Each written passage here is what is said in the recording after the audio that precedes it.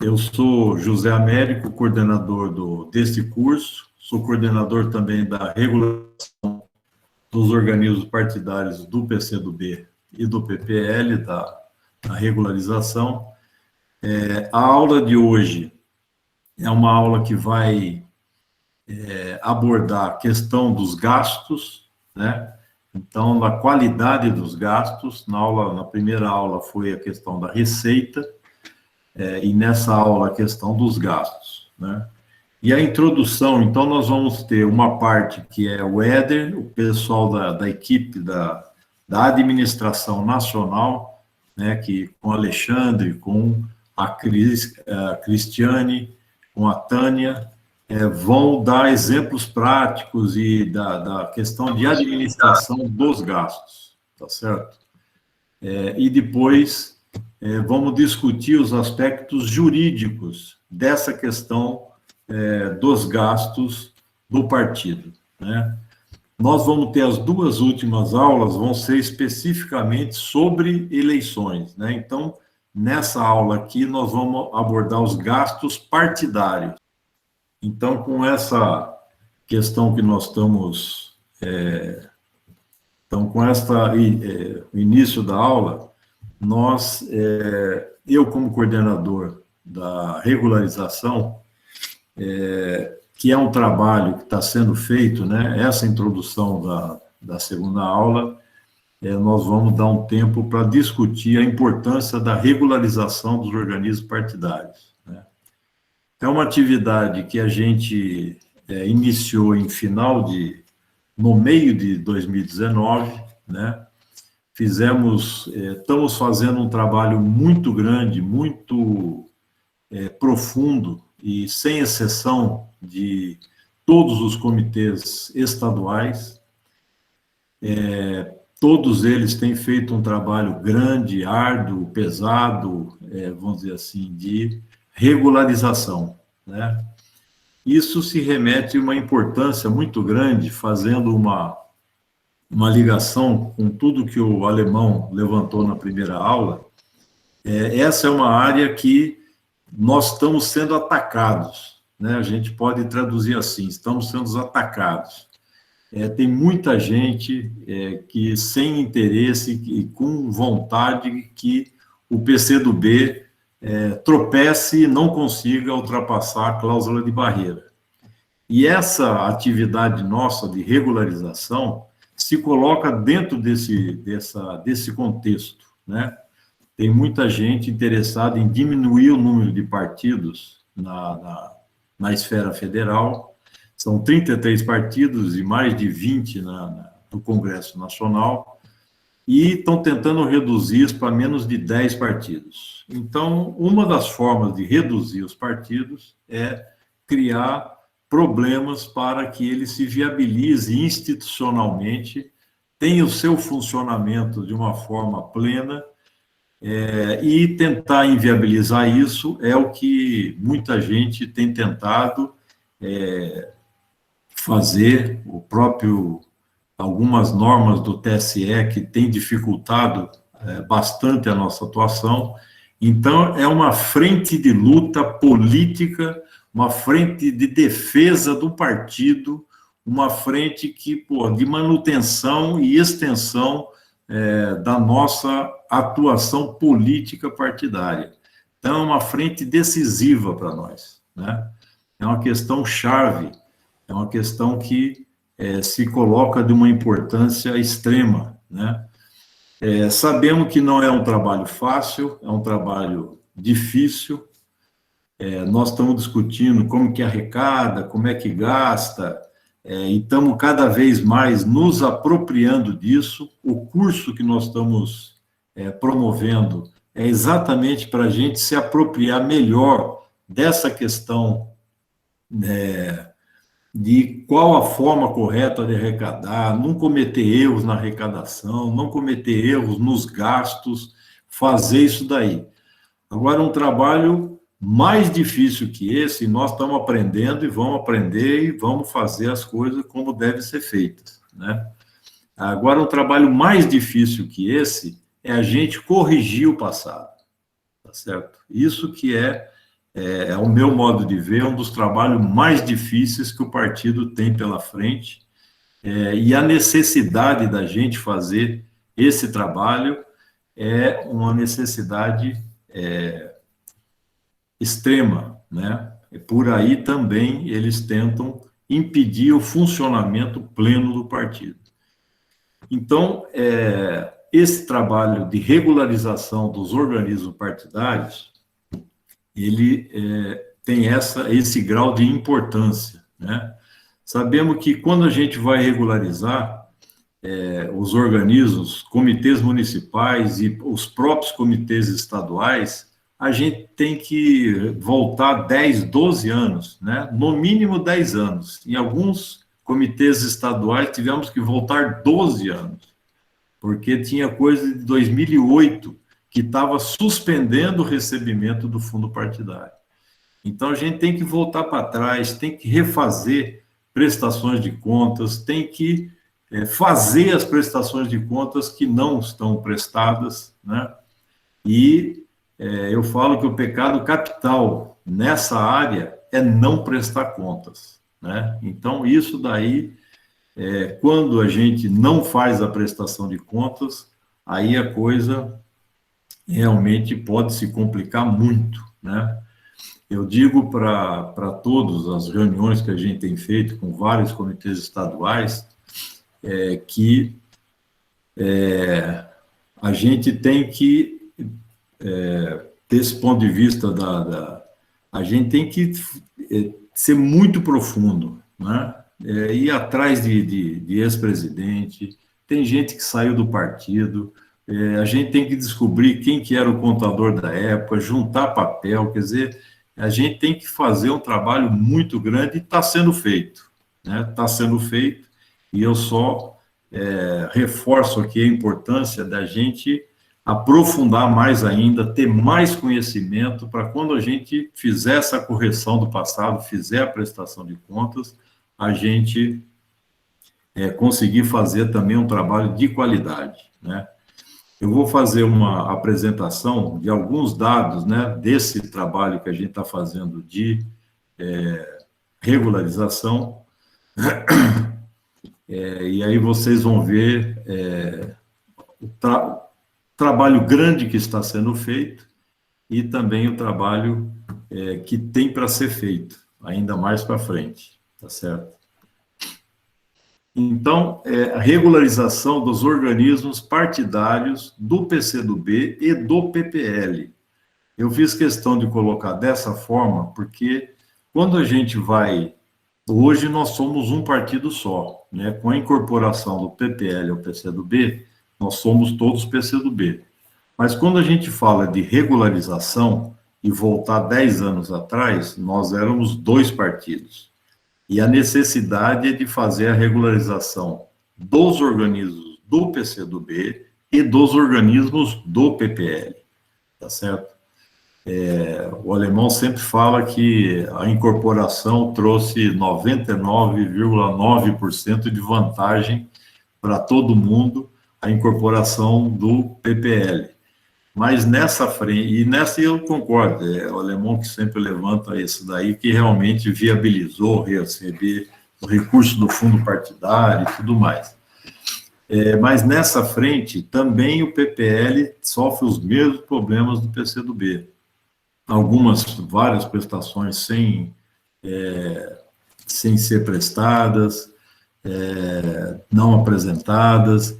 Então, nesse caso, a gente tem que deixar bem claro que os organismos partidários do PCdoB e do PPL é que precisam ser regularizados, né? A situação dos comitês municipais, depois vamos falar da situação dos comitês estaduais e a legislação da regularização, a DI 6032 e a resolução em discussão no TSE. Que isso que a gente precisa chamar muito a atenção aqui dos camaradas. Aqui dos 500 comitês municipais, de 502 comitês municipais prioritários que o GTE mandou, e a gente agregou mais alguns que os estaduais solicitaram, Em dezembro de 2019, desses 502, dezembro de 2019, tínhamos 88 regularizados, tá certo? 17,5%. É uma percentagem muito baixa. E nós fizemos durante esse período, hoje nós temos 336 comitês municipais, incluindo as capitais, regularizados, portanto, 67%, que bate com o número e o valor que a gente tem gasto da regularização prevista para regularizar esses 500 comitês municipais. Então, foi regularizado 248 comitês municipais neste período, tá certo? Então, é um trabalho grande, um trabalho extenso, e que ainda tem 33% desses 502 a serem feitos, né? Então, tem muitos contratos que estão sendo realizados e estão em vigor, né? Então, e a gente... o Comitê Central assinou 38 contratos, né? 38 contratos com os estaduais que não podiam receber fundo, e estamos regularizando, vamos dizer, estamos fazendo um grande trabalho, mas ainda vocês veem que ainda tem coisa faltando, né? Agora, do ponto de vista dos comitês estaduais e o DF, quem poderia receber recursos do fundo partidário em janeiro de 2020, que é quando a gente começou a discutir repasse, 7 comitês estaduais podiam receber recursos do fundo partidário, tá certo? Então, você vê que é uma percentagem bastante baixa, né? De 26 estados e o Distrito Federal, somente 7 podiam receber. Em maio de 2021, 16 comitês estaduais podiam receber o total ou parcialmente. Dr. Paulo Guimarães faz todo mês um levantamento, porque se a gente repassa um recurso do fundo partidário para quem não pode, no futuro vai ter que devolver. Então, é feita uma análise mensal, e nesse mês de maio, 16 comitês estaduais podiam receber recurso, ou total ou parcialmente. Porque esse recurso é composto de duas partes. 77,35% relativos à votação que o PCdoB teve e 22,65% relativo à votação que o PPL teve. Então, 3 estados só podem receber hoje, né, em maio de 2021, só pelos 22,65% do PPL, e 13 estados podem receber, um só pode receber, tanto pelo PCdoB quanto pelo PPL. 3 podem receber só pelo PPL, portanto, 12 podem receber pelo PCdoB, tá certo? Então, a situação hoje, em maio, que 11 comitês estaduais não podem receber fundo partidário do Comitê Central, tá certo? Desses daqui, 9 têm contas não prestadas, né? Então, a prioridade nossa agora, em 2021, são esses 9 que têm contas não prestadas fazerem a regularização dos comitês estaduais. O foco de 2021 agora é regularizar comitê estadual. Vamos dar sequência para os contratos que estão a andamento e ir regularizando os municipais, mas o foco se preparar para as eleições do ano que vem é comitê estadual. Se tiver o comitê estadual com problema, e a gente vai ver no slide seguinte, a gente vamos ter mais dificuldades de superar a cláusula de barreira. Então, a regularização dos comitês estaduais é a principal questão que a gente tem que atentar este ano, tá certo? Do ponto de vista da regularização. E contratos novos do Comitê Central com advogados e contadores dos estados só para regularização de comitês estaduais, tá certo? Não vamos, não justifica mais a gente assinar contrato hoje para regularizar comitê municipal que passou as eleições, já tem outras regras e não justifica mais a gente fazer isso. Então, se tiver algum contrato, é para regularizar comitê estadual. E a importância da gente fazer a regularização é a questão da legislação. Depois os nossos nobres causídicos podem expor melhor essa questão, mas a resolução de 23.571 de 2018 do TSE, ela previa como automática a suspensão dos organismos partidários que tivessem conta não prestada, tá certo? Ela falava assim, se tiver conta não prestada, é suspenso a anotação, né? Isso daí foi contestado, né, por alguns partidos e levaram essa questão ao STF, que o STF acatou essa questão, que não podia ser automática, tinha que ser, como está aqui a expressão, né, a suspensão do órgão regional ou municipal por decisão da Justiça Eleitoral só poderá ocorrer após processo específico de suspensão, em que se oportunize contraditório e a ampla defesa ao órgão partidário omisso, tá certo? Então, o STF contestou essa questão automática de suspensão. Foi uma das coisas que nos ajudou muito, né, a fazer a gente tinha 170 comitês municipais dos prioritários que estavam suspensos por falta de prestação de contas. E o TSE estava aplicando e os TREs e juízes aplicando essa resolução de 2018 no TSE. Quando o STF decide isso, então já não pode mais ser automático, né? Mas o que acontece?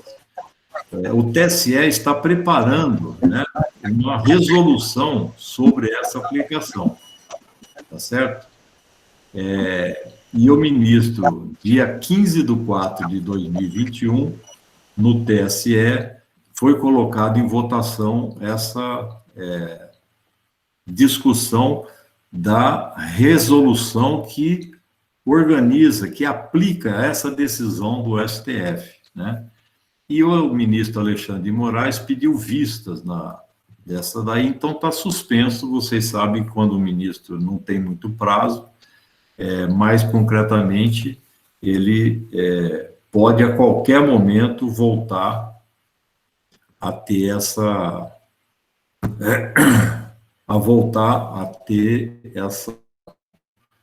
Vou interromper agora, porque...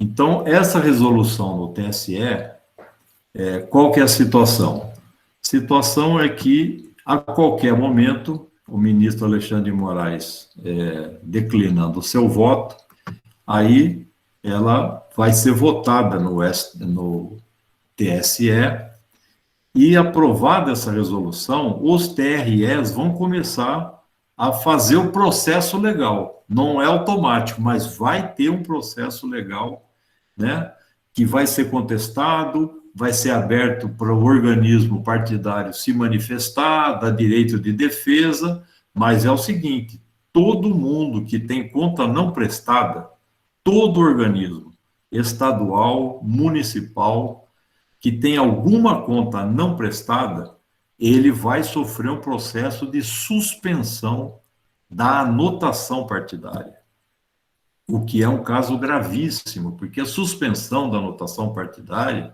impede, evidentemente, o ano que vem de lançar candidato. Você não tem anotação, você não tem partido, né? Então, esses 9 estados que nós estamos, vamos dizer assim, ainda em processo de de regularização é essencial, né? O partido não pode chegar numa situação o ano que vem da gente ter que cumprir a cláusula de barreira, qualquer que seja a legislação que a gente tiver, precisamos da energia total do partido, e a gente não pode deixar de contar com nenhum comitê estadual, nenhum estado, para a gente poder cumprir o nosso papel. Então, o desafio que nós temos pela frente é um desafio bastante grande, mas nós estamos nos capacitando, estamos em condições de efetivamente conseguir superar esse desafio. Não vamos aceitar, esse é, vamos dizer assim, o nosso brado de guerra, nós não vamos aceitar que tente inviabilizar o partido por este caminho, né? Por aqui a gente tem dirigentes partidários, secretários de finanças, nós temos administradores do partido, nós temos advogados, nós temos contadores, muitos aliados, pessoas próximas, né, e vamos fazer essa batalha para que a gente possa continuar fazendo esse trabalho grande, profundo, e que a gente dê os resultados de ter o conjunto do partido regularizado, particularmente os comitês estaduais, para iniciar o ano de 2022 já em condições plenas de fazer pré-campanha, campanha, etc., receber recursos de fundo e tudo mais.